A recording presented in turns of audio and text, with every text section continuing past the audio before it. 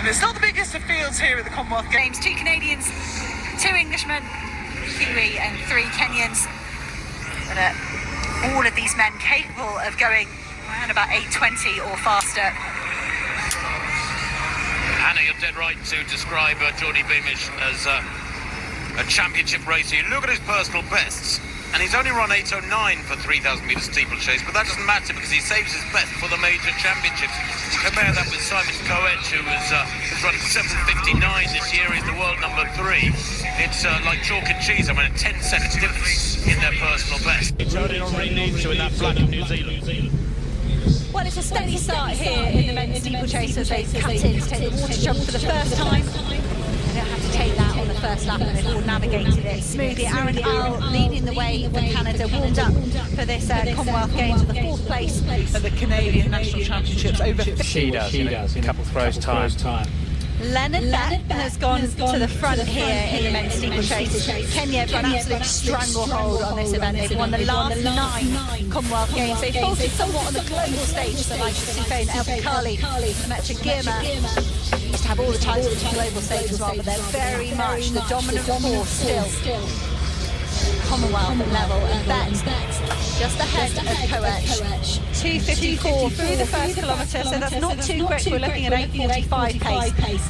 And so as expected, we could be in for a massive burn-up in the last kilometre. Geordie Beamish is not kind of that visible here in the pack. He's content just to sit at the back of the athletes, but Designate as well, the Canadian athlete there, first of the Canadians now. He's actually got a brilliant turn of pace on him, so I think he'll be licking his lips here. Let's hoping it stays the kind side of 8:30. Well, I get the feeling they've injected some pace at the moment, and making it a little bit more respectable. That is desperately slow, that first kilometre, as you said, Hannah, around 8:42, 8:45 tempo. All these fellas can go many seconds quicker than that.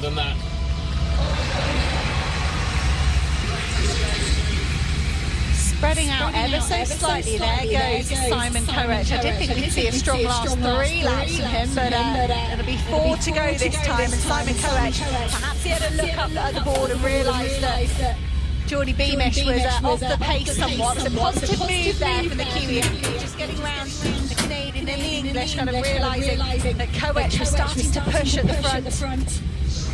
And it's okay to be relaxed and rely on your kit, but you've got to be close enough to use it.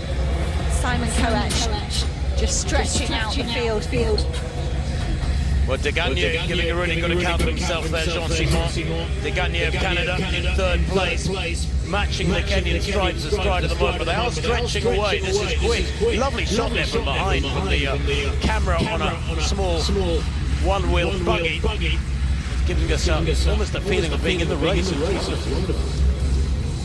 And we saw in real time, really, the advantage of leading a steeplechase. It gets this emotional sort of strength you need to push on from the front and be able to cope with the pressure of someone potentially coming on your shoulder. But you also get a totally clear sight of these barriers. These barriers are pretty significant. They're immovable. You hit them, you're going to fall. They're going to stay where they were. And Coetch has got the advantage here of a clean line of sight. Bett is in 2nd place at the moment, and De Gagne looking really good, the Canadian. He's pushing hard here to stay in 3rd. He's just coming under pressure from Edwin Serran. Kenya looking for a 1-2-3 here, but Coetch, the leader, had a long look over his shoulders just now as he went through the line. He swung out to lane 2 and had to see what sort of damage he was doing. Because I suspect these Kenyans are all wary of Geordie Beamish. You know, he is fast, and he's beginning to struggle a little bit at the moment. This mid-race surge has been really solid.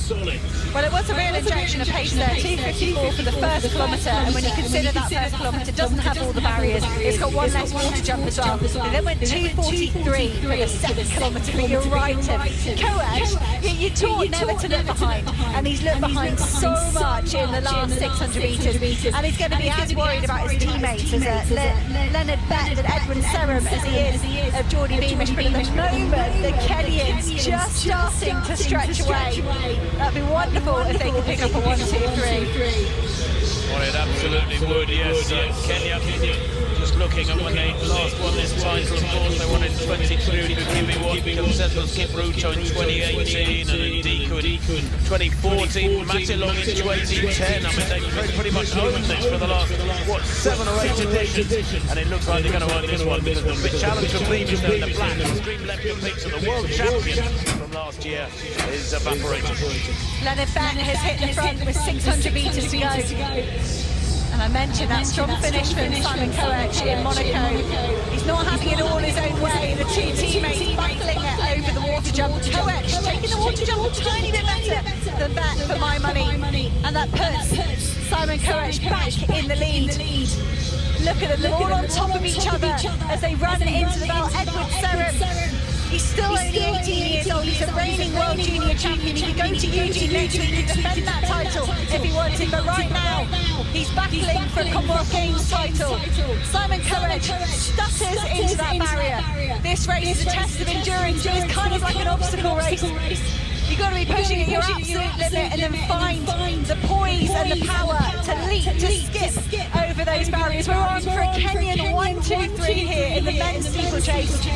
And it would be a 10th consecutive gold medal for Kenya at the Commonwealth Games. But right now all they're thinking about is getting their hands on the gold. Beck perhaps has run his race. It's a two-way battle behind the 18-year-old, between the 18-year-old Edward Serem. Serem hurdles the water jump, Coech does as well. Serem slightly getting the better of his teammate as they crest the bend. What a race here between Edward Serem and Simon Coech. They both safely navigate the final barrier and the sprint is on. It was a brilliant bronze in Tokyo for Serem last year, his first senior medal, and now it's gold for the 18-year-old and for Kenya. 8:18, the finishing time here, a tactical affair in Scotland, but a gold for Edward Serem, a well-deserved silver for Simon Coech, and Leonard Beck makes it 1, 2, 3 for Kenya. Their first medals are here in the athletics. First gold medal here in the athletics after a brilliant silver from one set in the women's 10,000 metres, and they get them again this week. Well, they have long regarded the steeplechase as their territory, the Kenyans, on the global scene and certainly at Commonwealth level. The last time a non-Kenyan lifted this title was 1986. Fun enough, up here in Scotland, in Edinburgh, so 50 miles or so east. The Canadian Graham Fell taking gold. He used to be a Brit, but he transferred to Canada, and he lifted gold in those 86 Commonwealth Games. When Kenya, funny enough, were an absent nation, so they never got a chance to take the gold at that one. So by default, you could argue Graham Fell was Commonwealth champion, but he can only beat who turns up. He was a fabulously consistent world-class steeplechaser from Essex, and he was Commonwealth champion. Is it really 40 years ago? Probably. I was there.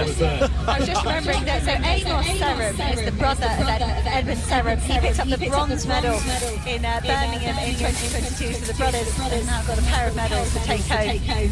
But that was a brilliant calm race from Edward Serem. He was brilliant in Tokyo last year, picking up the bronze medal, and then on the circuit he's been okay. He's been in the top 3 of a few diamond leagues, but he hasn't sort of risen to the top, and it seems like he saved that championship performance here for tonight.